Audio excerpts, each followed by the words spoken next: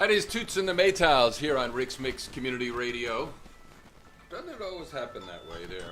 We are live and on the radio, live, in the window of Bike Smith Studios in Victor, the very first time I decided to do this. It always seems, yes, an adventure too. The Louisiana Center for the Blind students are and you get to watch them here. But on Monday, I'm getting ready, you know, I's dotted, T's crossed, you know, technical stuff. You get everything lined up right, and it's like, darn, I didn't have that button pushed or whatnot. So I'm getting ready to go, and all of a sudden, two people come here at 9 o'clock. And Bike Smith is not open that early. Jeremy, he works in the operating room at St. Francis Hospital and so this is his hobby. Okay. And so just what happened now, too, a father brought his daughter into the store, and now the phone rings, and I'm getting all excited. You're going to do a live music here in the studios. Victor Abendano's here. By the way, tonight you can catch him at Portico of Ruston, starting at what time? 7 o'clock. 7 o'clock. And we'll be in the parking lot. There's going to be a stage there. And so. Unlike the other night, you just occupied the... Man, was that because Monty is handicapped? Did you played in the handicap? No, I'm kidding. But so tonight, 7 o'clock, Portico in Ruston. Yep. We got a good lineup of songwriters. You know, Trey and Bo Atkins. Trey Gotro. Yep. Trey Bo Gotro. Atkins. Yeah. I'm glad you said that because I always butcher that. Especially looking at it. It's like that French, right? It's like a French. Well, I think I butchered it too, kind of like I butchered Abendano the first couple of times. Anyway, so. What are you going to play? And don't jump into it yet. I want to know because I want to ask you some questions. Yeah, I was going to play a song off. So I got a new EP that we're working on with Monty, and you know, we've already done pretty much a majority of it. We just have some harmonies and a couple other instruments to add. But the title track, the song is called "War Is a Racket," and so that's what I was going to play. Oh, Smedley Butler. yeah, you know that. Yeah, a lot of people don't know that book. But, yeah, so I read that, and I was like, and plus, he was a commandant in the Marine Corps and stuff, and so... That's the song I want you to sing. I heard it last night at La Fagata. Yeah. And so, but I blended it in with some Spanish and stuff, so it's almost like a little second song at the end. Oh, no, I love this. I mean, I told Cindy, too, I said, you know, Victor, you were in Fallujah, right? Yeah, so, I mean, you saw some serious stuff, as Doc Brown would say in Back to the Future, and I'm listening to the lyrics. I'm like, wait a second, man. This is so. My question is: it based on the book "War Is a Racket" or is it "War Is I Racket"? No, I didn't think about that. Thank you for pointing that out. I'm gonna have to start using that. If the war fits, yes. Spare it. I need to consult you on these whenever I ask. Godly works, remember, man. That's right.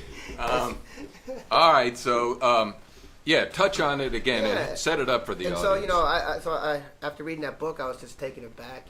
Like the way he broke it down, and and he was, a general in the Marine Corps during some crucial wars in our country, and just got you to thinking about why decisions are made, economically for gain, and people are profiting off of 18, 19-year-old kids giving up their lives and stuff, and it just never seemed very fair who's actually sacrificing, who's gaining what. And so it comes out a little brash, I think, because I'm a little direct on some of the lyrics in the song, but I just, I wanted to put it out there kind of like, Smedley Butler did in his book, where he just told it out how it was, the truth of it. Well, I mean, I was born on Memorial Day, 1955. I am totally anti-war, but I'm pro-warriors, if that makes sense, because there's human beings, and there's something fundamentally wrong when we send the best, the brightest, and the future off to take care of business in a heinous way from some old farts making decisions somewhere else, and they don't invest. There's nothing sadder than, hearing or knowing or seeing an 18-year-old kid either die or two maimed in the rest of their life. It's just... And here's the thing. I mean, you probably rallied around the cry of 9/11. I mean, how long has that shtick been going on? Where you rally around the cry? That was what got me in. Wanted to volunteer to go because it was like I want to do something. Mm-hmm. But, I don't want to say you change your tune when you get there, but things. Oh no, you change your tune. I can't speak from Right. experience, but no, the tune changes. But you start to think it in a different way, and it's like, wait a minute, this is not what I was thinking, you know. And then so certain things start to materialize, and you start to notice things that just make you really second guess the decision that you made and then why you're there. But you know, I volunteered, I did what I had to do, you know, and then. But I think that I have, you know, the right to voice my opinion and stuff. You got my support, man. All right, so tonight, 7 o'clock, Portico in Ruston for this and a whole bunch of other music from extremely talented, you said David P., Trey Gotro, Bo Atkins. Bo's got an X in his name. Monty Russell. All right, so let's turn this over to Victor, and this is War is a Racket. Yes.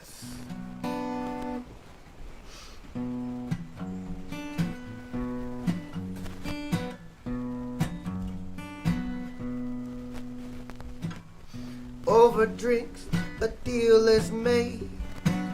Several years in the making. The forecast calls for rain. Clouds had darkened up the day. I feel it in my bones. Another storm is soon to come, and money talks, or blood will flow. This has happened so many times before.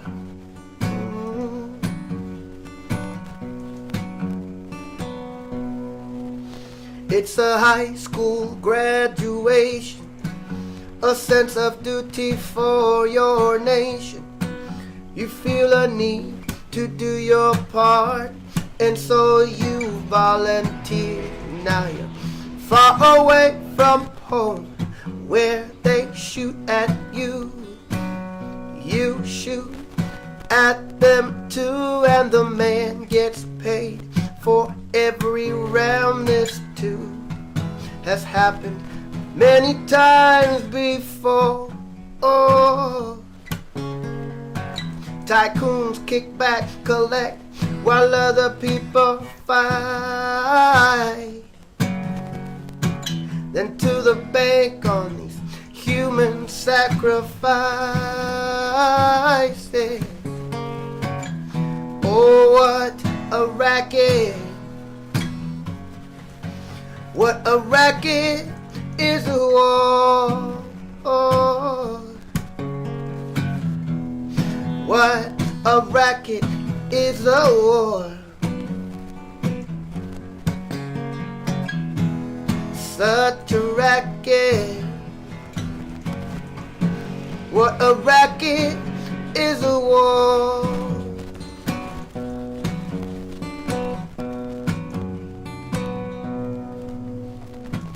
CEOs in Italian shoes, they bow their head to the sorry news. So many soldiers fell today, but they say, dig that bottom line with $50 paper plates, toilet seats, $500. I pledge allegiance to the profit margin, and the war drags on and on, a whistle cadence song.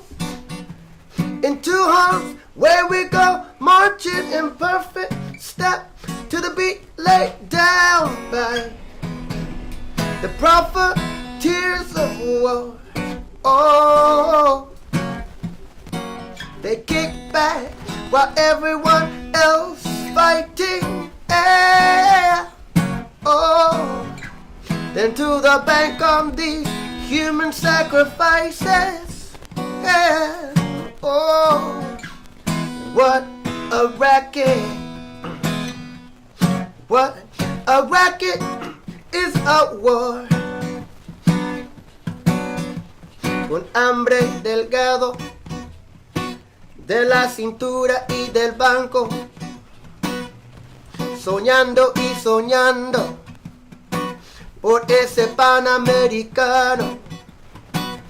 El trabajo de soldado con metralleta en la mano, matando y matando por ese panamericano. Somos parte de la máquina, el gobierno somos propiedad. Sangre come esta máquina, pues la guerra cobra almas y regresa oro y plata. Somos parte de la máquina y del gobierno somos propiedad. Y sangre come esa máquina. Victor Abendano here on Rick's Mix Community Radio. War is a racket. Very, very powerful lyrics, and I'd like to get the lyrics on that. I do like the line to the profit margin. Yeah. I mean, when did that come to you? Well, that, so I've been using this friend. He's an editor. He's an older gentleman. He still writes books, but I don't know if you remember that story, Alive, from the rugby team that crashed in the Andes. Oh yeah, yeah. So he was the writer for one of the survivors, and that wrote the book. It's called "Escaping the Great Andes," I think is what it was called. But anyway, so he's a part-time songwriter, and I met him at a songwriting thing. But he's a brilliant writer, man. He's just great. So what he does, he helps me out on my songs. So I'll write a song, I'll present it to him, and he's like, "Well, you ought to think about." He's like a mechanic, just helping me put places, words where they need to go, put a little bit more color or imagery, or say something a little less to get them to want to continue on with the song, or whatever. And then so he was like, with war is a racket. Like a lot of times, you pledge allegiance to America, but in the corporation they play allegiance to the bottom line, And then he wrote that line out for me, and I was like, man, that's brilliant. And he goes, well, we did this together. He's very nice and very, very generous, but that's his line. And like, it is. Yeah. Well, I'll tell you what, because I remember when I first met you, and I don't know if it was first or second, but it was early on when Victor would come to the other studio, and you have another song, and correct me if I'm wrong, but it also speaks to life in Iraq, and the line is this: everybody begins at the finish line. Did I get that right? Everybody starting at the finish line, yeah. Everybody starts at the finish line. What's that song? It's called Everybody. That was a song, it's about people leaving this world, and dying, because I was losing people that were close to me, Right. And then I was starting to get into the whole death thing, and then everything always stems from books that I read. And so there's a book called The Denial of Death and stuff, and, we're all subconsciously, I guess, in denial of our impending death, or whether we know it or not, But thing is, we're alive. We want, Sure. we want to live and enjoy this beautiful life. But the song was really all about, like, it doesn't matter, when you get nothing is a race here. Like, you just get here, and you're coming here on somebody else's end of the days and stuff. So like, it's not a race, and just enjoy everyone around you, because everyone is one thing we have in common. We're all gonna die one day. Sure enough, and as I approach every day is one day closer, and that's not macabre, and that's not to be down, because I don't think, and I'm not sure if it's by design or not, but we don't have the right view of death. We're It's true. taught wrong, so Yeah. therefore you expect and experience in a negative way, as opposed to like, whoa, I'm free of this meat suit. Yeah, it's a hard thing to get adjusted to, because it's scary. Like, I don't want to make it sound like I am like accepting of my death or anything. Like, I struggle just like everyone else, but like I think sometimes we just need to be aware of it, as opposed to only becoming aware of it when we lose somebody we care for and we regret that we didn't spend more time with them or whatever. I agree. Victor Abendano is our guest. You can catch him tonight at Portico of Ruston starting at 7 o'clock. He's going to bring the coterie. I don't know if coterie is a female thing. I'm making it. The band of brothers is. I love your words, by the way. Well, it's a parochial education. Doesn't mean I'm smart. It just means that the nuns took the book and hit you on the back of the head and said, okay. But it adds so much color to the conversation. That's what I love about it. General P won't be there, will he? General Patterson. Yeah. No, I wish, man. I had a really good time. We played at Sundown on Wednesday. And man, it's so much fun playing with him. You got to really bring some energy when you play with him. Sure enough. No, he picks up the slack for sure. Yes. Are you driving back, what, Sunday? Sunday. Sunday to Pittsburgh. You do it straight all the way, or do you stop No, somewhere? unfortunately, I made some friends in Nashville, so I always Good. stay in Nashville tonight and then just, Good. break it up, I'm too old for this now. I can't do it. Like, I Well, used to drive straight through. I can't do it anymore. I did this once in my life, and when I was in New Orleans, this is 1983, and I left New York, or New Jersey, where I was outside New York, and I drove straight to New Orleans nonstop. I was inspired by Dean Moriarty, Jack Kerouac on the road. Yes. Yeah, man, I got it. I'll never do that again. I don't recommend it, but Yeah, the romantic part of it's always, the best, but the practicality is always, that's what gets you. yeah, I was looking for hitchhikers. I need, I get to Meridian, somebody's got to be out there to help me stay awake. And but yeah, don't ever try that, please. All right, you got time for one more? I do. All right, what are we going to hear?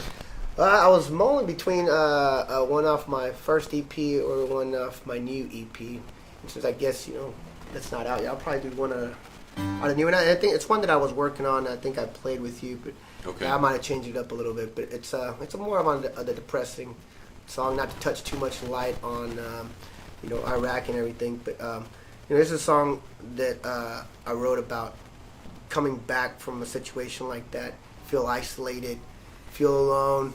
There's a lot of things that just don't ever get settled, and I went through a period where I was isolating myself from everyone, whether I was in a crowd or whether I was with a group of friends. Like, I never felt like I was with them. I still felt very isolated. So this song's called Lonely Avenue, All right. and it's like, I built my house in isolation.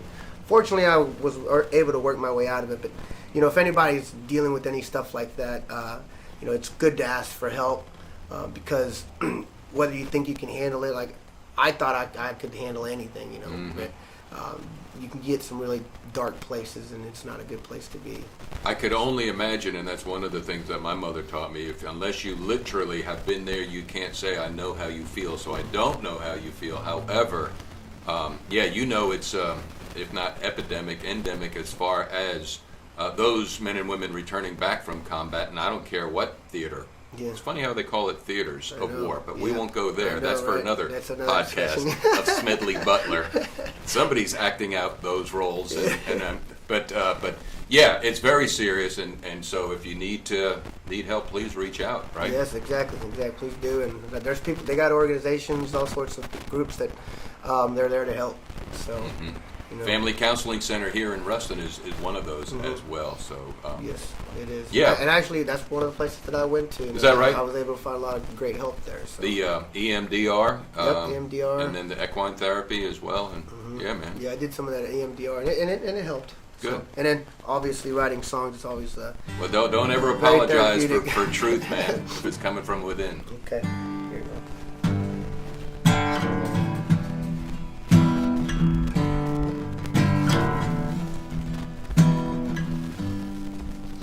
Look out the window and watch the wind play with my dreams.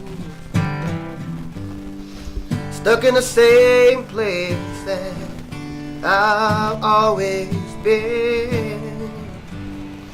So miles where I failed to tell the truth, lamenting here on Lonely Avenue.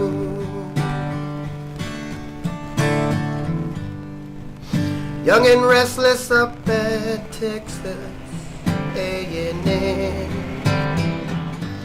the forever road and the party that would never end. Now I sing all alone as I slip into the booth, Wasted Avenue. Well, I'm numb from all those pills I took, laying in memories when I was next to you. What's done is done, and there ain't nothing left to do but grin and bear the pain and the fear. here on Lonely Avenue. Well, an angel said she'd lift me up to the promised land. Then the devil whispered to her, and they walked off hand in hand. A man said if I bowed my head, my sins would wash away. While I prayed, he made off with my wallet in a beat-up Chevrolet on a bird above Fallujah, while the rockets lit the night. Out of the black, I was plucked from the fight. The flag's half-mast, there's a payment coming due. Ghosts are waiting on Lonely Avenue, where I'm numb from all those pills I took. We're still on radio, but man, that's powerful. You got me speechless. Well, thank you. That was a song. I also my friend helped me edit it, and then he taught me a lot of things, and then I went back and took a lot of his advice and rewrote a lot of that. And I do want to give credit to a line there from Monty.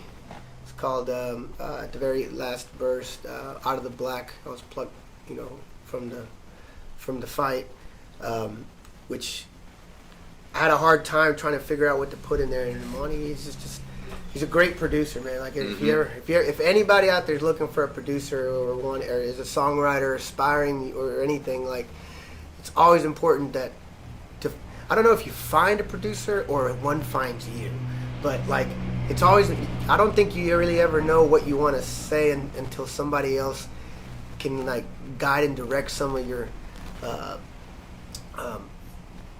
talents, like, because I'm so insecure, but Monty, it's just whenever I'm around here, he brings up my confidence, and then Right. he does all the right things that gets me to that next level, it's great.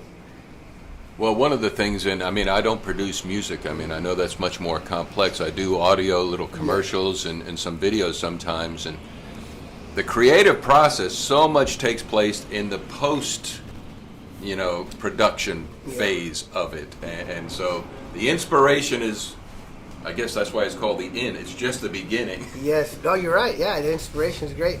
And, getting that out, like, sometimes it's hard to see it from your viewpoint. And you got to have that, that second viewpoint to help you draw something out. And I'm pretty excited about this EP coming out.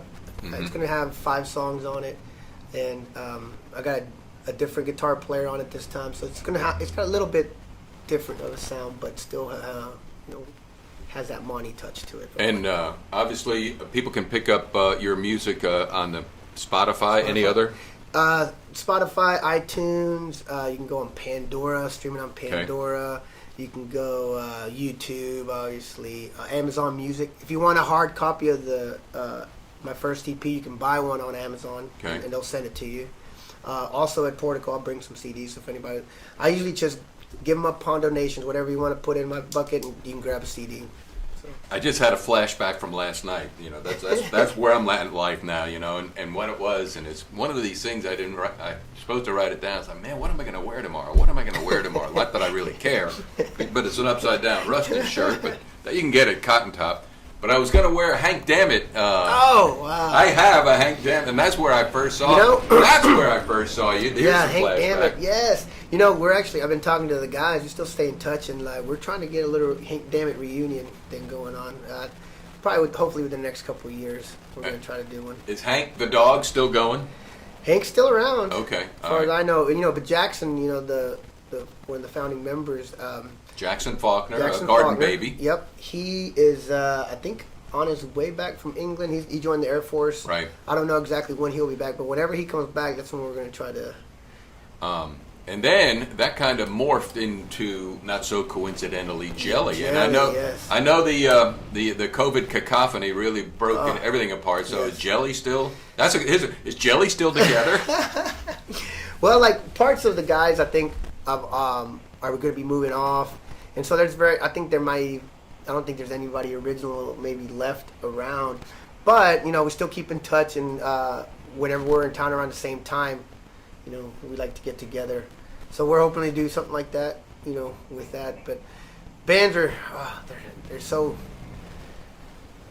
it's sad when you go, because, like, it's never the same when you add new people and stuff like that. It's just, you can never bring what you had with the original members, you know?